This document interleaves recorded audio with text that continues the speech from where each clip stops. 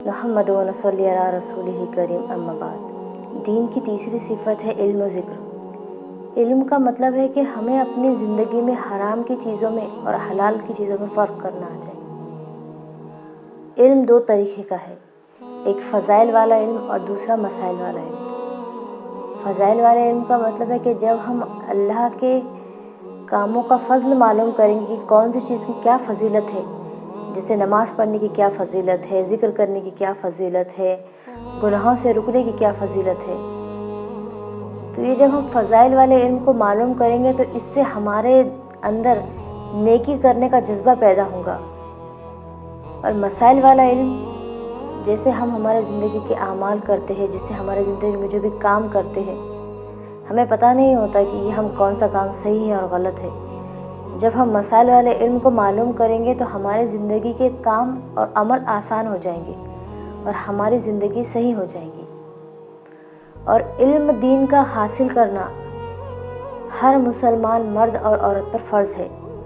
دنیا چاہے ہم جتنی بھی حاصل کریں، دنیا کی تعلیم ہم کتنی بھی حاصل کر لیں، لیکن ہمیں اپنی آخرت کو سدھارنے کے لیے اور اپنی زندگی کو کامیاب کرنے کے لیے علم و دین کا سیکھنا ضروری ہے۔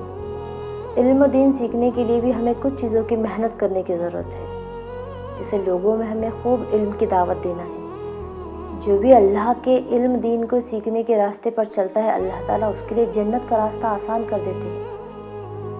اور ہم اگر علم کا ایک کام بھی سیکھتے ہیں تو ہمیں اس کا اجر و ثواب 1000 رکعت نفل نماز پڑھنے سے زیادہ افضل ہے۔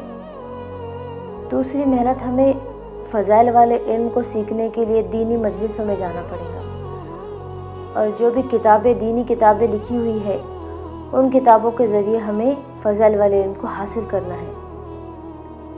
معتبر علماء اکرام سے ہمیں مسائل والے علم کو حاصل کرنا ہے۔ اور تیسری محنت، ہمیں اللہ سے علم کی دولت کو ہمیشہ مانگتے رہنا ہے۔ ذکر کیا ہے؟ ذکر کا مطلب ہے کہ ہم اپنے اندر ہر وقت اللہ کا دھیان کرنے والے بن جائیں،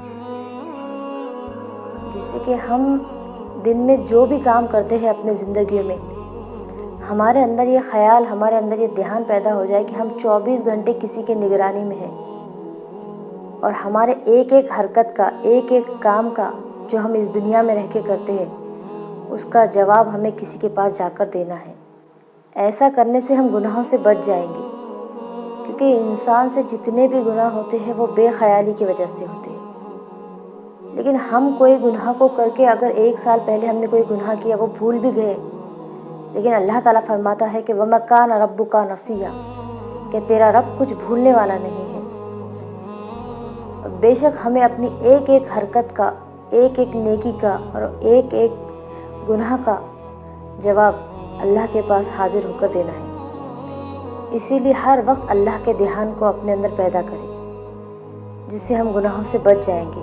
ابھی اس ذکر کی محنت کے لیے بھی ہمیں کچھ چیزوں کی محنت کرنے کی ضرورت ہے، کہ ہمیں لوگوں میں ذکر کی دعوت دینا ہے، کہ اللہ تعالیٰ نے 8 جنت کے دروازے بنائے ہیں، جس میں سے ایک دروازہ خاص ذکر کرنے والوں کے لیے ہے۔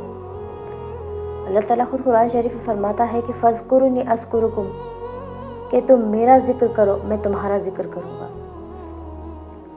کہ ہم اگر اللہ کا ذکر ہماری دنیا کی مجلس میں کریں گے تو اللہ تعالیٰ ہمارا ذکر اس کی بابرکات فرشتوں کی مجلس میں کرے گا۔ اور دوسری محنت، ہمیں اپنی ذات سے دن میں 3 تسبیحات، جو بہت ہی افضل تسبیحات ہے، اس کی پابندی کرنا ہے۔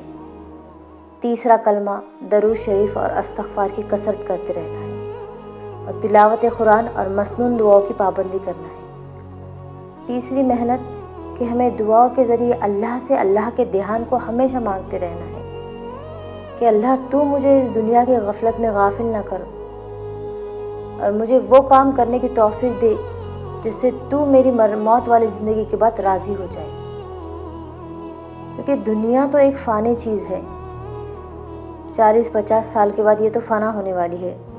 اس دنیا کو بنانے والے نے خود کہا ہے کہ دنیا ایک دھوکہ ہے، اس لیے اپنی آخرت کی فکر کرے اور اپنی آخرت کو سدھارنے والے بنے۔ یہ زندگی تو ختم ہو جائیں گی کچھ سالوں میں، لیکن ہماری موت کے بعد والی زندگی کبھی ختم نہیں، وہ تو لا محدود زندگی ہے۔